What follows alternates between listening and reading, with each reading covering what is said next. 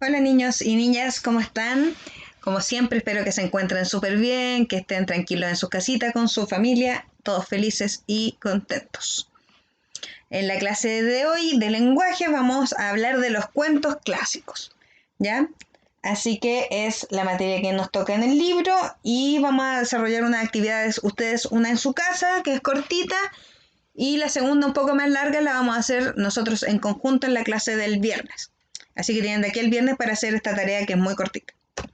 Bueno, primero hay que recordar que los cuentos ya son parte del género narrativo. ¿Cuál es el género narrativo? Ya es aquel que busca contarnos una historia. Ya recuerden que yo siempre les cuento que la literatura, todo lo escrito, se divide en tres.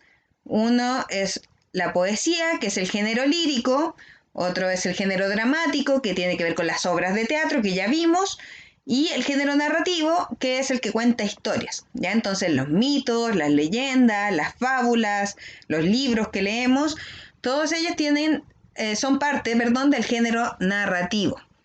¿Ya? El nombre viene de narrar, de contar una historia, ¿ya? De relatar. Entonces, los cuentos son como el principal exponente del género narrativo. También recuerden que yo digo género es como un tipo de literatura.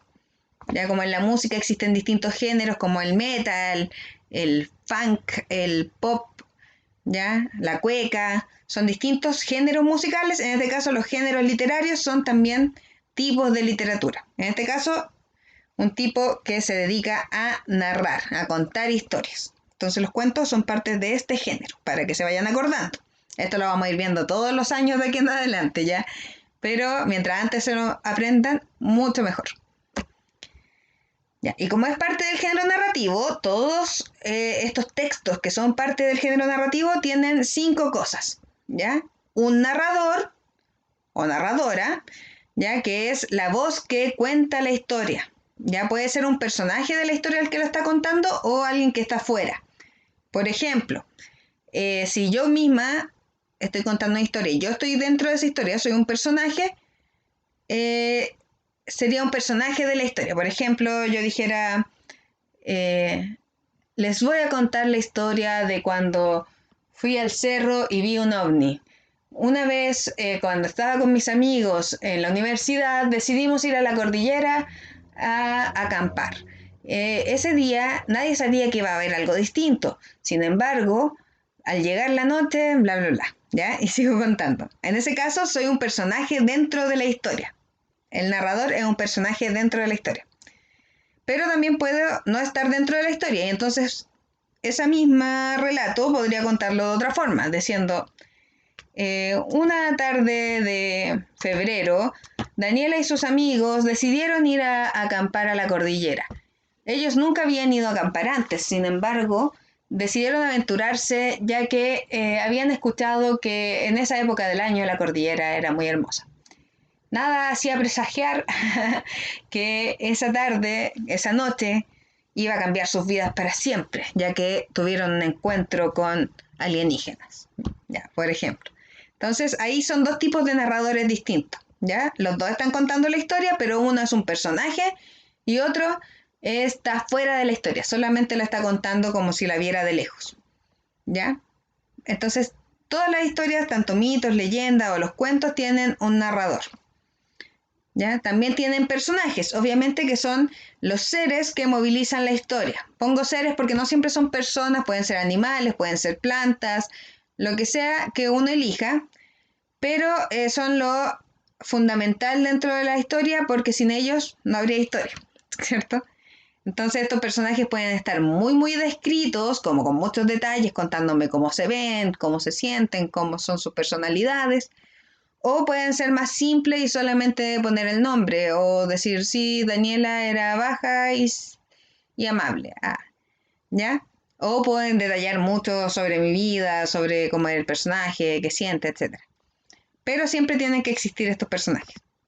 También hay acciones, que son las cosas que suceden dentro de una historia. ¿Ya? Por ejemplo, si ustedes han visto una teleserie o han visto a sus papás ver alguna teleserie, ¿ya? En esas hay muchas acciones, pasan muchas cosas. Está como la acción principal de lo que se trata, pero también van pasando otras cosas al lado. También pasa así en las caricaturas o en las películas que ustedes ven, en los libros que leemos, ¿cierto? Hay varias cosas que van pasando dentro de la historia, porque si no pasara nada, no habría una historia que contar. Entonces las acciones son esas cosas que pasan. Entonces a veces uno les pide que ordenen las acciones o que mencionen las acciones principales de un libro. Por ejemplo, en la historia de Manú, ¿ya? Si ordenamos las acciones principales, tendríamos que decir que Manú pidió ir al colegio, luego el papá se lo negó, ella fue con Kunturu a conocer cómo era el colegio, la discriminaron y ella salvó a todos de un tsunami y finalmente terminaron todos felices y la incluyeron en el colegio. ¿Ya? Entonces ahí hay que determinar qué son las cosas que pasan que son más importantes, las acciones principales. También hay un espacio. ¿Qué es el espacio? Es el lugar, ya lo hemos visto, se llama ambiente también, espacio o ambiente, que es el lugar donde ocurren los hechos. ¿Ya? El lugar físico donde ocurren los hechos. ¿Ya? Entonces en el caso de la historia de Manu también es un colegio y también el lugar donde vivía ella con su familia y el pueblo aymara, ¿ya? Que era en el norte, pero no me acuerdo bien en qué ciudad era ahora. Pero el espacio físico sería esa montaña donde vivían y el colegio y el mar, ¿ya? Que eran los tres lugares que ella recorrió en esa historia, ¿ya? Y tenemos un tiempo, que es el momento en el que suceden las acciones, ¿ya? La época, por decirlo así. Por ejemplo, puede ser en el 2020, ¿ya? O podemos escribir un cuento o una historia en 1920, 1945 en la guerra, en la Segunda Guerra Mundial, o podemos hacer una cosa futurista, ¿cierto? Decir que estamos en el año 3050 y estamos viajando a la luna, qué sé yo. Pero el tiempo es eso, es el momento o la época en la que ocurre un cuento. ¿Ya? Entonces, todo cuento uno puede determinar cuál es el narrador, quiénes son los personajes, qué acciones ocurren, en qué lugar ocurren y en qué tiempo ocurren. ¿Ya? Ahora, los cuentos en sí tienen estas características. Primero son cortos, ¿ya? Los cuentos siempre son cortos. Las novelas es como una versión larga de un cuento. Pero el cuento es siempre corto, una narración breve que no puede durar muchas hojas, ¿ya? Un cuento será unas 5 o 6 páginas máximo, o más cortito, ¿ya? Por definición son cortos. Y por lo tanto tienen pocos personajes, ¿ya? Como es corto, uno no se puede centrar en muchos personajes y contar la historia de todos esos personajes, sino que aparecen de 2 a 4 personajes máximo, ¿ya? Entonces, un cuento nunca puede tener muchos personajes porque si no se vuelve enredado y no alcanzas a contar nada de esos personajes porque es tan corto que no alcanzas realmente a profundizar o a contarle al público, a sus lectores, sobre qué pasa con esos personajes. Así que siempre tienen que ser pocos. Y también, por lo mismo, se centra en pocas acciones. Ya no hay historias paralelas, como que está la historia central y nos dedicamos a esa historia central. No nos preocupamos de qué pasa alrededor, ni que nos cuenten la historia del hermano chico de tal o de lo que pasó después o antes, sino que son pocas acciones. La historia es corta y tiene que centrarse en solo un par de acciones, ya una historia principal y punto. Porque si no es lo mismo, se vuelve enredado y es poco profundo. En el fondo es mucho peor tratar de meterle muchos personajes y muchas acciones a un cuento porque al final es un enredo y no se entiende nada. ¿Ya? ¿Y qué quiere decir que un cuento sea un clásico? Que lo que estamos viendo eran los clásicos, ya cuentos clásicos. ¿Qué quiere decir que sea un clásico? Son aquellas historias que se vienen contando hace muchos años y que se han vuelto lugares comunes dentro de las culturas. Se repiten y se reinventan muchas veces. ¿Ya? Entonces son cuentos o historias que nos vienen contando hace mucho tiempo, que ustedes conocieron de niños, que sus papás conocieron de niños probablemente, incluso hasta sus abuelos pueden haberlas conocido las mismas historias. Porque fueron tan buenas o tan populares que se han ido repitiendo una y otra vez, ¿ya? No es una historia que la contaron una vez y pasó, sino que se mantuvo. Algunos ejemplos de cuentos clásicos que conocemos acá Son La Caperucita Roja, Los Tres Cerditos, El Gato con Botas, Pinocho, Ricitos de Oro, El Patito Feo. Yo creo que la mayoría de ustedes deben conocer todos estos cuentos o varios, por lo menos. Ya La Caperucita Roja debe ser de los cuentos más conocidos, igual que El Patito Feo. ¿Ya? ¿Y por qué estas historias son importantes? Porque al final igual te están enseñando, te están dando algunas lecciones y uno quiere educar a sus hijos y se las muestra. ¿Ya? Sin embargo, hay que recordar que cada país o región o cultura tiene sus propias historias que se vuelven clásicos, ¿ya? Estos que les cuento son más bien europeos, ¿ya? Pero como nosotros tenemos la cultura de Europa desde que España invadió acá Chile y Latinoamérica, nos quedamos un poco con la cultura de ellos. Ya no se mantuvo tanto la cultura de nuestros pueblos originarios, por ejemplo, los mapuches o los selknam, ¿ya? O los atacameños, qué sé yo, no se mantuvo tanto la cultura de ellos, sino que más bien nos pusieron encima esta cultura europea, que para bien o para mal es lo que estudiamos ahora en el colegio, en la universidad después también nos basamos harto en la cultura que viene de allá. Entonces estos cuentos los escribieron allá probablemente y son los que conocemos nosotros. Sin embargo, el mundo es muy, muy grande, ¿cierto? Y en África, por ejemplo, no son estos los cuentos que son clásicos, ¿ya? Sino que ellos tienen su propia cultura y sus propios cuentos. Yo no conozco mucho de la cultura africana, lamentablemente, como para darle un ejemplo. Pero, por ejemplo, en Asia sé que hay un cuento que se trata de que de las almas gemelas, ¿ya? Que son como dos personas que están destinadas a estar juntas, que se complementan, que son almas gemelas, ¿ya? Y que tienen atados, según la cultura asiática, no sé de qué país, pero tienen atados japonés, puede ser, un hilo rojo, supuestamente, que lo une a otra persona desde que nacen. Entonces siempre, aunque estén lejos o cerca o estén peleados o no se hayan conocido aún, siempre están unidos por ese hilo a esa persona. ¿Ya? Eso es de la cultura asiática. Por ejemplo, que no es un cuento que sea acá conocido, pero allá sí. Entonces, los que conocemos nosotros tienen que ver más con la cultura occidental, que se le llama, o europea. Pero hay de todo, ¿ya? Hay muchos países, muchos lugares, muchas culturas en el mundo que tienen sus propios cuentos y narraciones que son importantes para ellos. ¿Ya? Es importante, estos cuentos, como les decía antes, han agarrado tanta popularidad porque se puede aprender mucho de ellos.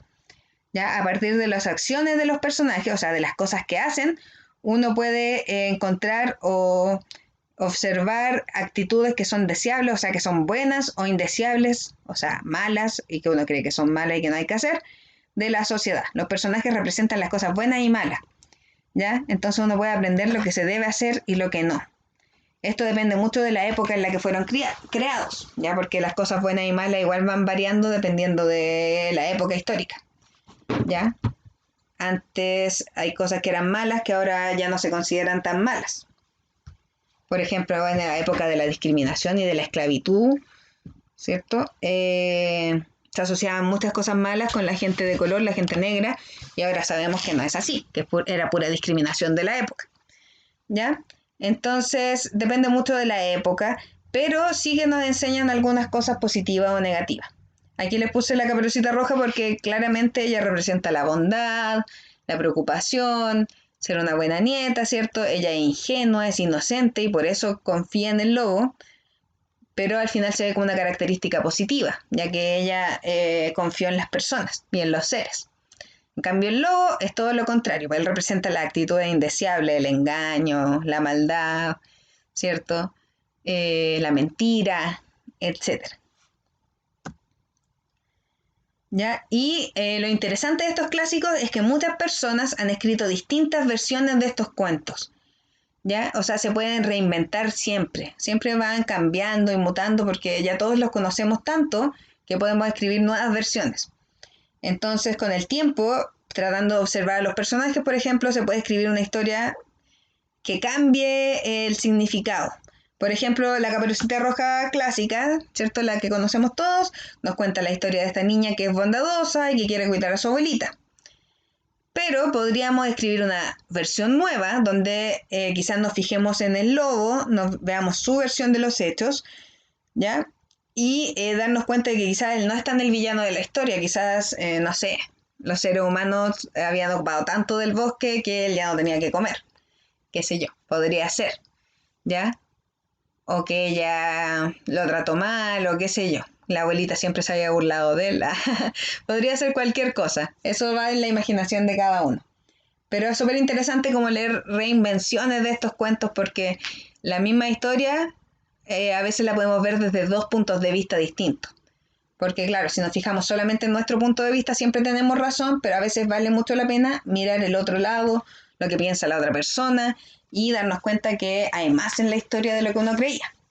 ¿Ya? Entonces estos cuentos como son tan clásicos, todos los que vimos antes, los tres cerditos, el patito feo, se han hecho muchas veces, se han hecho en películas, se han hecho en monitos animados, en las series que vemos los nombran siempre, se han escrito nuevas versiones, entonces es súper interesante leer eso. ¿Ya? Entonces eso sería con los cuentos clásicos hasta el momento. De tarea, como les decía al principio, les voy a dejar esta tarea para la casa, que es leer el cuento Los Tres Cerditos, que aparece en la página 250, ¿ya? Y responder las preguntas de la página 251. ¿Ya? Así que son solo dos páginas del libro que tienen que hacer, una es leer y la otra escribir.